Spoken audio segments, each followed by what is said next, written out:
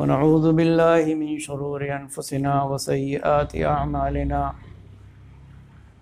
من يهده الله فلا مضل له ومن يضلل فلا هادي له وأشهد أن لا إله إلا الله وحده لا شريك له وأشهد أن محمدا عبده ورسوله يا أيها الذين آمنوا اتقوا الله حق تقاته ولا تموتن إلا وأنتم مسلمون يا أيها الناس اتقوا ربكم الذي خلقكم من نفس واحدة وخلق منها زوجها وبث منهما رجالا كثيرا ونساء واتقوا الله الذي تساءلون به والأرحام إن الله كان عليكم رقيبا يا أيها الذين آمنوا اتقوا الله وقولوا قولا سديدا يصلح لكم أعمالكم ويغفر لكم ذنوبكم ومن يطع الله ورسوله فقد فاز فوزا عظيما أما بعد فإن خير الحديث كتاب الله وخير الهدي هدي محمد صلى الله عليه وسلم وشر الأمور محدثاتها وكل محدثة بدعة وكل بدعة ضلالة وكل ضلالة في النار أعوذ بالله السميع العليم من الشيطان الرجيم بسم الله الرحمن الرحيم فانكحوهن بإذن أهلهن وآتوهن أجورهن بالمعروف رب اشرح لي صدري ويسر لي أمري واحلل عقدة من لساني يفقهوا قولي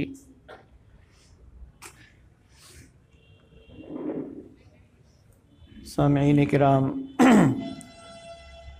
بزرگوں، دوستوں اور خواتین ملت اسلامیہ،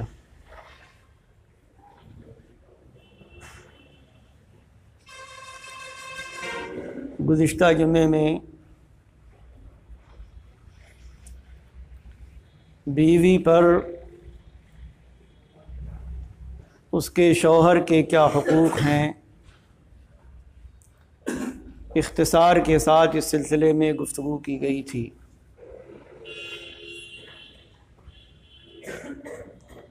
ہمیں یہ بات یاد رکھنی چاہیے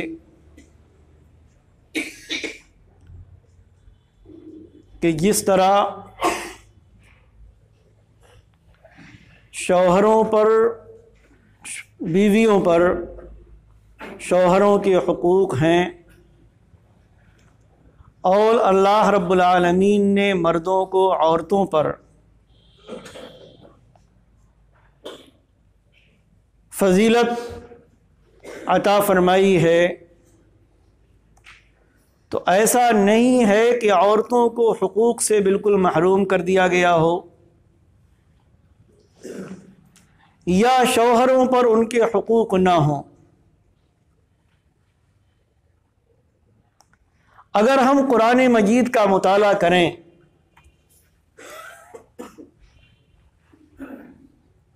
تو جن حالات میں قرآن نازل ہوا اس وقت دنیا کے حالات جتنے خراب تھے وہ تھے، عربوں کے حالات عورتوں کے تعلق سے بھی بڑے ہی دگرگوں اور خراب تھے۔ ان کا حال یہ تھا کہ وہ مال میں مردوں کو وارث بناتے تھے، لڑکوں کو وارث بناتے تھے، اور عورتوں کو، لڑکیوں کو وراثت سے محروم کر دیتے تھے۔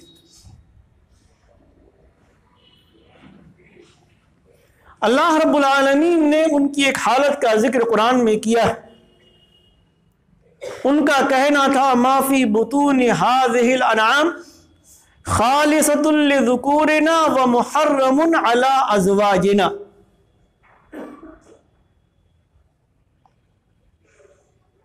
کہ جانور کے پیٹ میں جو بچہ ہے وہ بچہ جب پیدا ہوگا تو یہ صرف ہمارے مردوں کے لیے ہوگا، مرد اس کے مالک ہوں گے اور عورتیں اس سے محروم ہوں گی، عورتوں کو اس میں سے حصہ نہیں ملے گا۔ اللہ رب العالمین نے قرآن مجید میں ارشاد فرمایا کہ نہ عورت اپنے حقوق سے محروم ہو سکتی ہے، نہ مرد محروم ہو سکتا ہے۔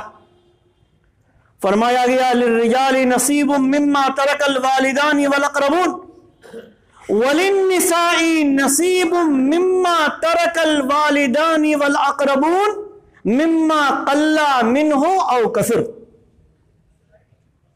کہ جس طرح ماں باپ اور رشتہ داروں کے چھوڑے ہوئے مال میں مردوں کا حصہ ہے، اسی طرح ماں باپ اور رشتہ داروں کے چھوڑے ہوئے مال میں عورتوں کا بھی حصہ ہے، چاہے وہ مال کم ہو یا زیادہ۔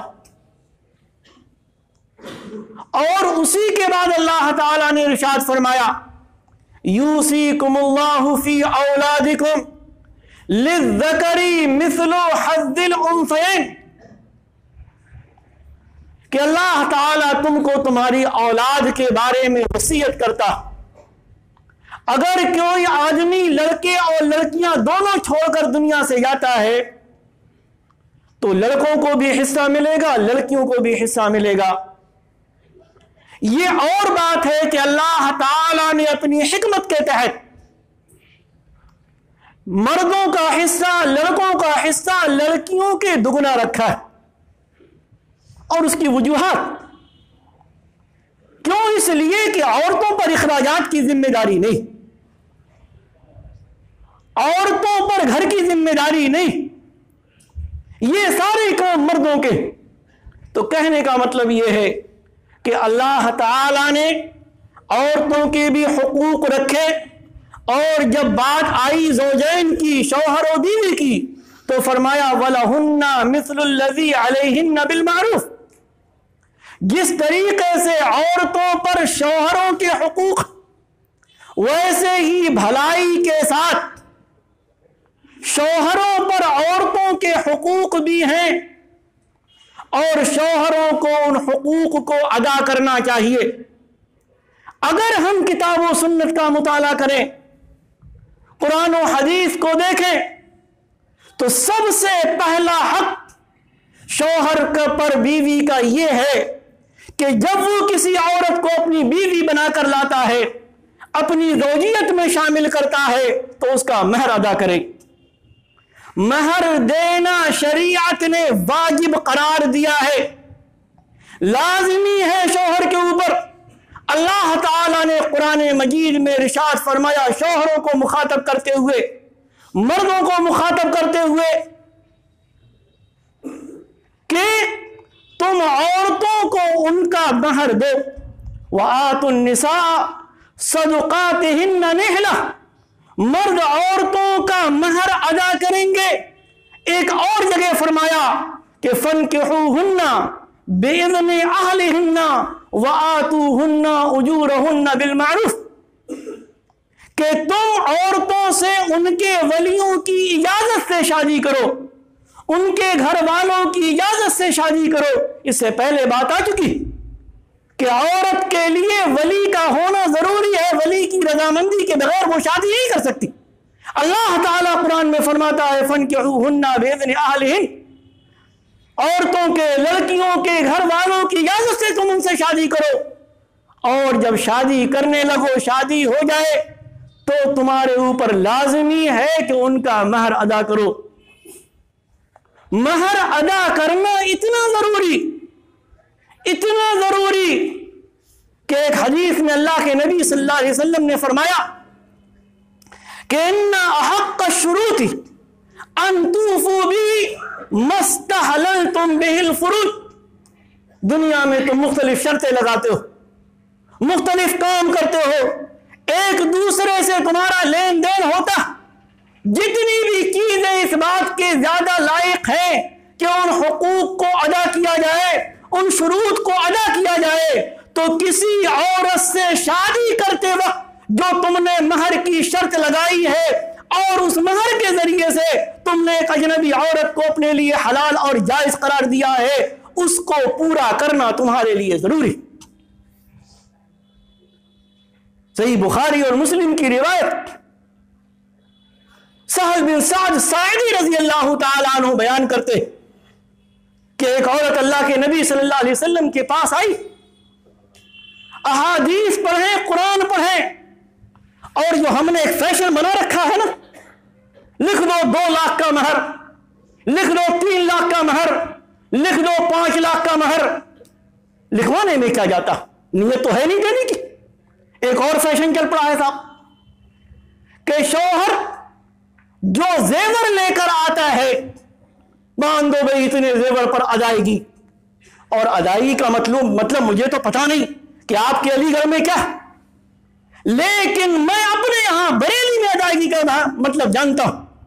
لوگ دیتے ہیں، شوہر لے کر آیا 10 تولے 15 تولے 20 تولے سونا، اور صاحب ہوتا ہے کہ ادائیگی پر مہر باندھ دو، ادائیگی پر باندھ دیا جاتا۔ ادائیگی کا مطلب ہم سمجھتے ہیں یہ عورت کا حق ہے، عورت اس کی مالک ہے، شوہر نے اگر مہر دے دیا، شوہر کو قطعاً اس میں سے 1 پیسہ لینے کا بھی حق نہیں۔ قرآن کہتا ہے وَآتَيْتُمْ إِحْدَاهُنَّ قِنْطَارًا فَلَا تَأْخُذُوا مِنْهُ شَيْئًا أَتَأْخُذُونَهُ بُهْتَانًا وَإِثْمًا مُبِينًا، اگر تم نے مہر میں بہت بڑی دولت دے دی ہو، خزانہ دے دیا ہو پورا، تو اب تمہارے لیے جائز نہیں ہے کہ تم اس عورت کی اجازت کے بغیر اس میں سے 1 چیز بھی لے سکو، 1 پیسہ بھی لے سکو۔ لیکن ہمارے یہاں صاحب لوگ اپنی اونچی کرنے کے لیے، بڑی کرنے کے لیے، اور یہ دکھانے کے لیے کہ صاحب ہم اتنے زیادہ شریعت کے پابند ہیں کہ ہم عورت کا مہر فوراً ادا کر دیتے ہیں، زیور کو مہر میں لکھوا دیتے ہیں، اور بعد میں حال یہ ہوتا ہے کہ بیچاری کو آنکھوں دیکھنے نہیں ملتا۔ پورا قبضہ شوہر کا، پورا قبضہ شوہر کے گھر والوں کا، پورا قبضہ اس کا، سسرال والوں کا، خود اس کا کوئی حق نہیں۔ یہ کون سا طریقہ، یہ کون سی چیز، ہم کون سے اسلام کی بات کرتے؟ اور صاحب ایک اور فیشن ہے ہمارے، باندھ دو مہر فاطمی پر مہر۔ یہ مہر فاطمی کیا ہے مہر فاطمی؟ جب انگیجمنٹ کی اور 100 لوگوں کو لے کر آیا لڑکی کے گھر والوں پر انگیجمنٹ کی دعوت میں، تب اس کو حضرت فاطمہ اور علی رضی اللہ تعالی عنہ کا رشتہ یاد نہیں آیا کہ اللہ کے نبی صلی اللہ علیہ وآلہ وسلم نے اپنی لاڈلی بیٹی فاطمہ کا رشتہ جب حضرت علی سے کیا تھا تو علی انگیجمنٹ میں کتنے لوگوں کو لے کر آئے تھے، کتنے لوگوں کی دعوت ہوئی تھی؟ جب حضرت ابو العاص بن ربیع کا رشتہ نبی اکرم صلی اللہ علیہ وسلم نے اپنی سب سے بڑی بیٹی حضرت زینب سے کیا تھا تو انگیجمنٹ میں کتنے لوگ آئے تھے؟ جب رشتہ کیا رقیہ کا اور ام کلثوم کا، ایک کے بعد ایک کا انتقال ہو گیا دوسری کا، تو حضرت عثمان رضی اللہ تعالی عنہ سے انگیجمنٹ میں کتنے لوگوں کو بلایا تھا؟ تاریخ جب طے کی تھی تو کتنے لوگوں کو بلایا گیا تھا؟ کتنے لوگوں کی بارات لے کر آئے تھے علی، کتنے لوگوں کی بارات لے کر آئے تھے عثمان، اور کتنے لوگوں کی بارات لے کر آئے تھے ابو العاص بن ربیع۔ اور یہی نہیں، خود محسن انسانیت، افضل الرسل، افضل البشر حضرت محمد الرسول اللہ صلی اللہ علیہ وآلہ وسلم نے 11 شادیاں کی تھی، 1 2 نہیں، 11 شادیاں۔ ظاہر ہے پہلے رشتے طے ہوئے ہوں گے، اس کے بعد ہی تو شادی ہوئی ہوگی۔ ان 11 شادیوں میں کتنے بار محمد عربی صلی اللہ علیہ وسلم کی انگیجمنٹ ہوئی؟ انگیجمنٹ کے پروگرام منعقد کیے گئے، منگنی کے پروگرام منعقد کیے گئے، کتنے لوگوں کو آپ منگنی میں لے کر گئے، کتنے لوگوں کو آپ بارات میں لے کر گئے، کتنے لوگوں کی دعوت، کتنے آپ نے دعوتیں اڑائی لڑکی کے گھر والوں کی، تب ہم کو یاد نہیں آتا، اللہ کے نبی صلی اللہ علیہ وسلم کی شادیاں یاد نہیں آتی، اس موقع پر علی اور فاطمہ کی شادی یاد نہیں آتی۔ جو دنیا بھر کا بکواس آدمی لڑکی کے گھر والوں پر جو بوجھ ڈالتا، لڑکی کیا بوجھ ہے واقعی؟ نہ جانے ہم کس اسلام کی تبلیغ کر رہے ہیں، نہ جانے کون سے اسلام کا ہم نے چہرہ اس دنیا کے سامنے پیش کیا ہوا۔ لڑکیاں کوئی بوجھ نہیں، یہ کوئی گھر کا کوڑا کباڑ نہیں، یہ گھر کی ردی نہیں ہے، یہ گھر کا کچرا نہیں ہے، یہ گھر کا کوڑا اور کرکٹ نہیں ہے کہ ہم کوڑا کرکٹ اٹھانے والے کو اپنے گھر کا کوڑا کرکٹ بھی دیتے ہیں اور ساتھ میں پیسہ بھی دیتے ہیں۔ لیکن ہم نے نہ جانے کون سے اسلام کو اپنایا ہوا، کس اسلام کی ہم تبلیغ کرتے ہیں، کس اسلام کا چہرہ ہم دنیا کے سامنے پیش کرتے ہیں۔ عورت یا لڑکی تو وہ ہے، صحیح بخاری و مسلم کی روایت، صحیح بخاری کی روایت، اللہ کے نبی صلی اللہ علیہ وسلم نے فرمایا من ابتلیا بشیء من البنات، کہ جس آدمی کو بیٹیاں ادا کی گئیں فاحسن الیہن، اور ان کے ساتھ اس نے احسان کیا، ان کی تعلیم و تربیت کی، اچھے انداز میں ان کی شادی کر دی، کننا لہو سترا من النار، یہ اس کے لیے جہنم سے آڑ بنیں گی، جہنم سے آڑ بنیں گی۔ اللہ کے نبی صلی اللہ علیہ وسلم نے صحیح مسلم کی روایت ایک حدیث میں آپ نے فرمایا جس نے اپنی 2 بیٹیوں کی پرورش کی بلوغت تک احسان کے ساتھ، بھلائی کے ساتھ، اور اس کے بعد ان کی شادی کر دی، آپ فرماتے ہیں وہ اور میں قیامت کے دن اس طریقے سے ملے ہوئے ہوں۔ لیکن ہم لڑکے والوں نے، ہم لڑکوں نے لڑکی والوں کی دنیا نرک بنا دی، جہنم بنا دی، ذلیل کر دیا، رسوا کر دیا۔ اور آپ دیکھیں شادیوں میں جس طریقے سے لڑکے والا بارات لے کر جاتا، اس موقع پر اس کو علی کی بارات یاد نہیں آتی، ہاں جب مہر بنوانے بیٹھے گا تب کہے گا تھا مہر فاطمی ہونا چاہیے۔ شریعت کا تقاضا یہی ہے کیا کہ مہر فاطمی ہونا چاہیے کہ 480 درہم یا 500 درہم کا مہر ہونا چاہیے۔ اور جو سب کچھ دنیا بھر کا بکواس اس نے لیا، لاکھوں روپے جو لڑکی والے نے جہیز کے نام پر خرچ کیے، جو انگیجمنٹ کے رسوم کے نام پر خرچ کیے، جو اب تک وہ دیتا رہا، وہ کیا ضرورت واقعی یہی؟ تو عرض یہ کر رہا تھا کہ ہم دنیا کے سامنے اسلام کی شادیوں کا آسان طریقہ پیش کریں کہ کیا واقعی رسول اکرم صلی اللہ علیہ وسلم کے زمانے میں آپ کی تبلیغ دین کے بعد لڑکی ہونے کی وجہ سے کیا کسی صحابی کو ذلت اور رسوائی کا سامنا کرنا پڑا؟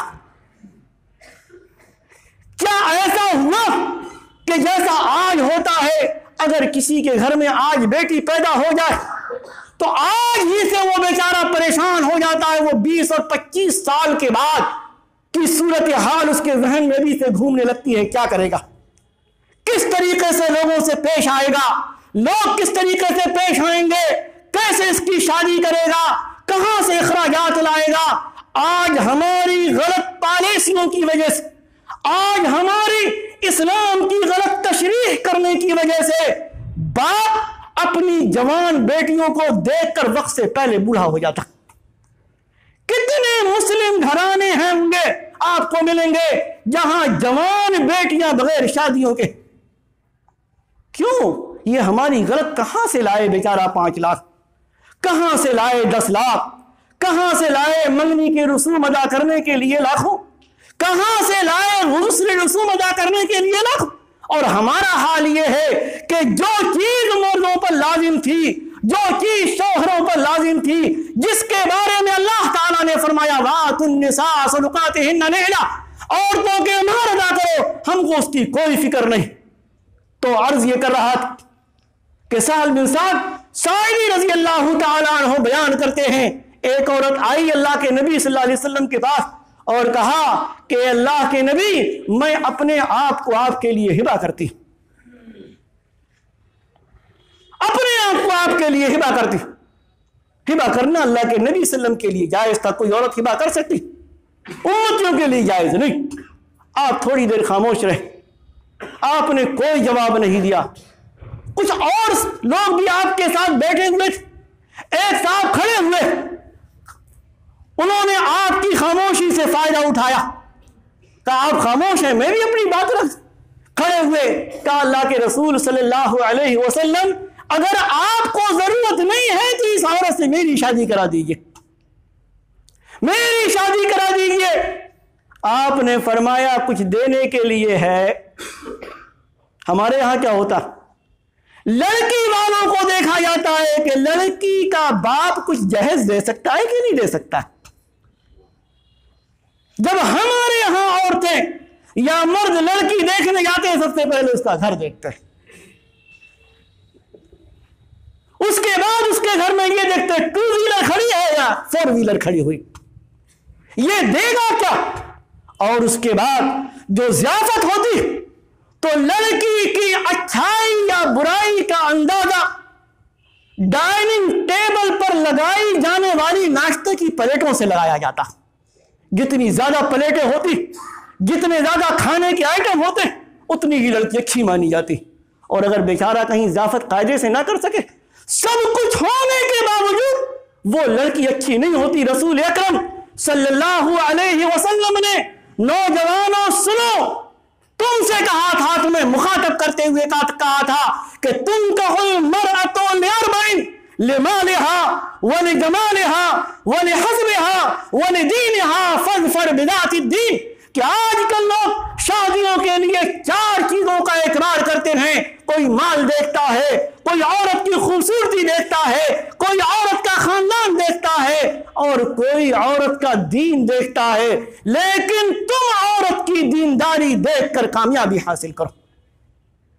اگر عورت دیندار, اگر لڑکی دیندار ہے تو گھر کے ماحول کو اچھا بنا دے گی, اور اگر لڑکی دیندار نہیں ہے تو جہیز گھر کے ماحول کو ٹھیک نہیں کر سکتا. لڑکی کی خوبصورتی گھر کے ماحول کو دیندار نہیں بنا سکتی. لڑکی کا بڑا خاندان تمہارے خاندان کے مسائل کو حل نہیں کر سکتا. تو اللہ کے نبی صلی اللہ علیہ وسلم نے اس سے پوچھا تھا لڑکی کے لیے مہر دینے کے لیے تمہارے پاس کچھ ہے؟ مہر کیا دو گے؟ عورت کا حق ہے, لڑکی کا حق ہے. فرمایا اللہ کے نبی صلی اللہ علیہ وسلم کچھ نہیں ہے, بس ایک چادر. کہا چادر ہے تو کیا کرو گے؟ اس کو دے دو گے تو تم کیا کرو گے؟ اس کے بعد آپ نے فرمایا سنو حدیث, فرمان رسول فرمایا التمس ولو خاتما من حدید, جاؤ اور ڈھونڈ کر لاؤ, اگر تم کو لوہے کا ایک چھلا مل جائے, ایک انگوٹھی مل جائے, وہی لے آؤ, وہی مہر ہو جائے گا. گئے, ڈھونڈا, تلاش کیا, اور آ کر کہا کہ اللہ کے نبی صلی اللہ علیہ وسلم کچھ نہیں ملا, لوہے کی انگوٹھی بھی نہیں ملی. آپ نے فرمایا قرآن یاد. ہمارے زمانے کے مولوی ہوتے تو کہتے کوئی بات نہیں, دینا کہاں ہے, لکھوا لے بھائی, جتنے ہزار تجھے لکھوانا اور میں لکھنے کے لیے تیار. فرمایا قرآن یاد. کہا ہم اللہ کے رسول فلاں فلاں سورت یاد ہے. کہا جا زوجتکہا بما معک من القرآن.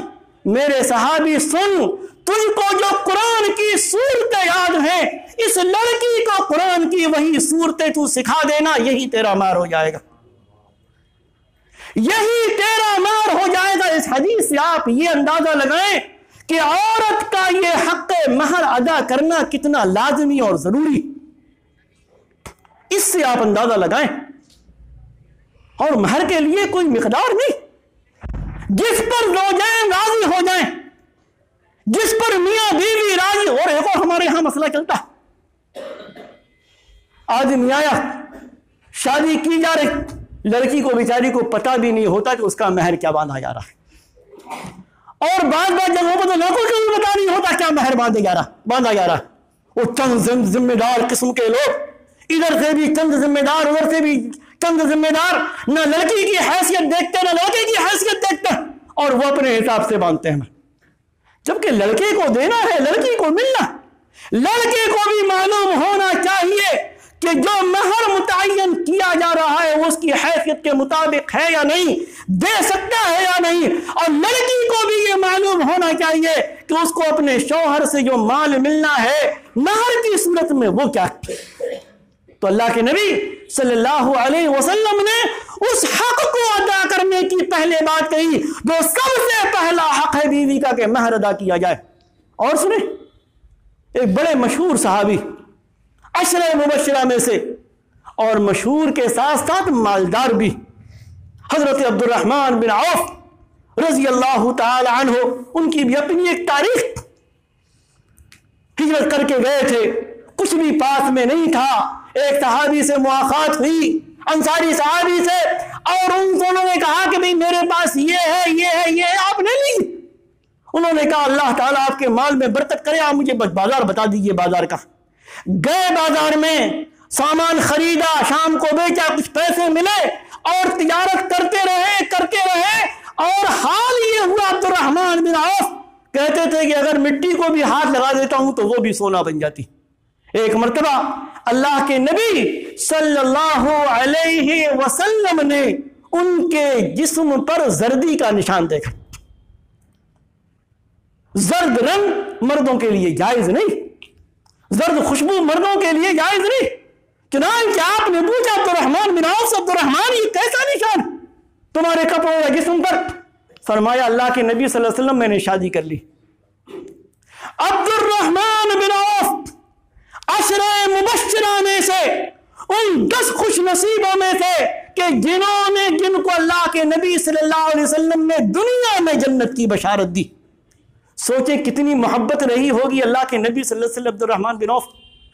عبد الرحمن نے شادی کر لی، اور اس دنیا میں سب سے محبوب شخصیت محمد الرسول اللہ صلی اللہ علیہ وسلم کو علم بھی نہیں ہے کہ عبد الرحمن نے شادی کر لی۔ ہمارے ہاتھ کوئی قریبی نہ چھوٹ جائے، بارات میں، انگیجمنٹ میں، منگنی میں، دیگر رسوم و رواجوں۔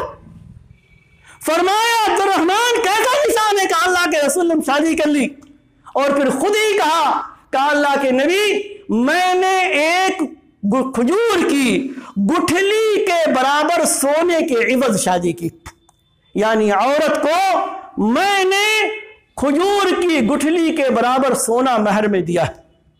آپ نے فرمایا بارک اللہ لک عبد الرحمن، اللہ تمہاری اس شادی میں برکت عطا فرمائے، اولم ولو بشات، ولیمہ کرو چاہے ایک بکری کا ہی کیوں نہ۔ ہمارے ہاں کبھی لڑکی کے گھر پر کوئی بدنظمی نہیں ہوتی، ایک چیز یاد رکھیے گا، لڑکی والا جو بیچارہ تقریب منعقد کرتا ہے اپنی لڑکی کی شادی کے لیے، اس میں کبھی بدنظمی نہیں ہوتی، اور اگر ہو جائے تو بیچارہ کیا کرے گا؟ عزت اس وقت بیچارے کی بالکل داؤ پر لگی ہوتی ہے، اور جب تک آخری آدمی کھانا نہ کھا لے بیچارے کی اوپر کی سانس اوپر اور نیچے کی نیچے رہتی۔ عورتوں کو سنا گیا ارے ہماری ٹیبل پر یہ نہیں ہے، پتہ نہیں ہم بارات میں آئے ہوئے، تو بارات میں نہیں لگتا کہیں سے کوئی شاہی دعوت، تو یہ حال ہے ہمارا۔ لیکن عام طور پر ولیموں میں جو بدنظمی کا حال ہوتا اور جو کھانے کا حال ہوتا وہ ہمارے اور آپ کے سامنے، کتنے ولیمے ہوتے جن میں کھانا گھٹ جایا کرتا اور لڑکے والا بالکل بنداس ہو کے کوئی پریشانی اس کو نہیں ہوتی۔ کیوں؟ اس لیے وہ تو اس کو ضروری سمجھتا نہیں۔ عبد الرحمن بن عوف نے جب اپنی شادی کا ذکر کیا تو مہر کا ذکر کیا، کہا اللہ کے نبی میں نے مہر اتنا دیا ہے، اور رسول اکرم صلی اللہ علیہ وسلم نے نہ لڑکی کی خوبصورتی دیکھی پوچھی، نہ لڑکی کا خاندان پوچھا، نہ عبد الرحمن بن عوف کو ملنے والے جہیز کی بات کی، نہ آپ نے یہ شکایت کی عبد الرحمن بارات میں کتنے لوگ گئے تھے مجھے پوچھا بھی نہیں، آپ نے کوئی ذکر نہیں۔ آپ نے بھی مہر دینے کے بعد جو سب سے پہلی چیز مرد پر ضروری ہے کہ ولیمہ اس کو کرنا چاہیے، اس کا آپ نے ذکر کیا کہ عبد الرحمن ولیمہ ضرور کرنا، اولم ولو بشاتن۔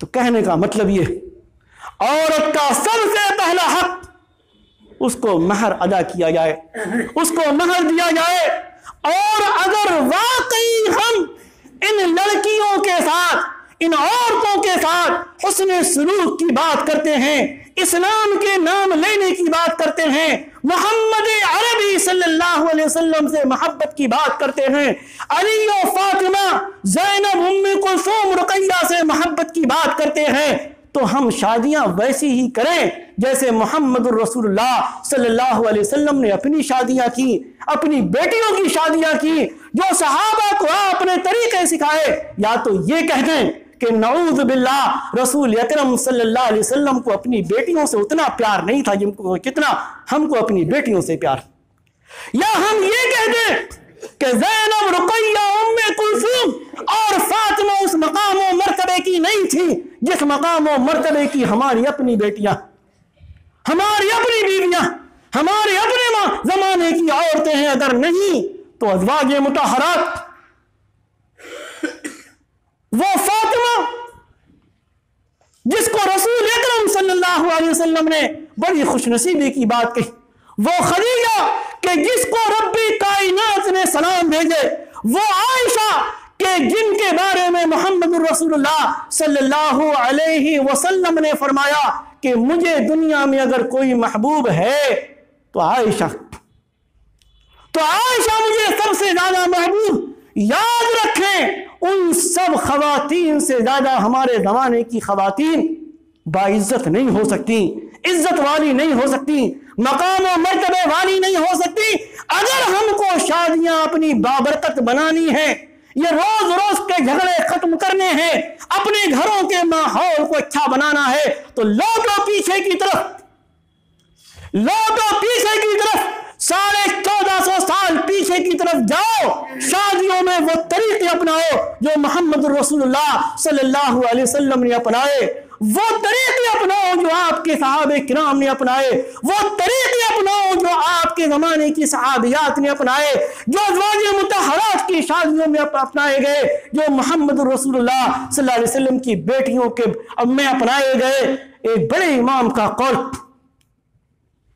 کہ یہ امت اس وقت تک فلاح اور بھلائی میں نہیں ہو سکتی جب تک کہ وہ طریقے اختیار نہ کرے جو طریقے پہلے کے لوگوں نے اختیار کیے تھے، یعنی صحابہ کرام نے، تابعین نے، تبع تابعین نے۔